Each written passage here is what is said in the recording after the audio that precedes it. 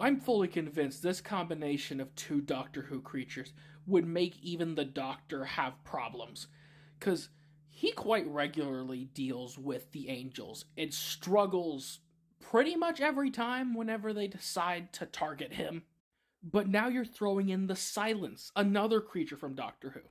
Let me establish what these characters' powers are for those that do not know much about Doctor Who.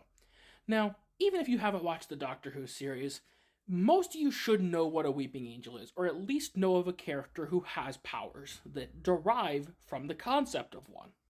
If you are looking at it, it does not move, but the moment you look away, even as simple as a blink, they will move rapidly to attempt to take you out. And the angels will do just that. They will either go up to you and just outright either take you out, or they could just warp you back in time and have you die of old age. Also, here's another terrifying thing.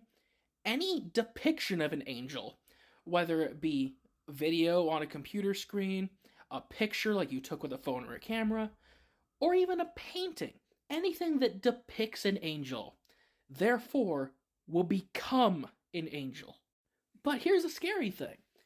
With that rule in mind, if we make it to where the angels will now permanently have the properties of the Silence as well, you are now throwing in the ability where the moment you are not looking at it, you will forget it exists. And the scary thing is, that even applies to blinking. In the time that you blink, you lose eye contact with it, therefore forget it exists. And then that fraction of a second, even if in the time that you're blinking, you still don't look away, that fraction of a second where you're like, what was I looking at? And you just look around trying to figure out where you're at or what you're doing. They can move at such a rapid speed that even if you had a tenth of a second of forgetting what was in front of you, you're dead. You're doomed. They can close distances in the amount of time it takes for a light to flicker. The angels can cross entire rooms in the fraction of a fraction of a fraction of a second.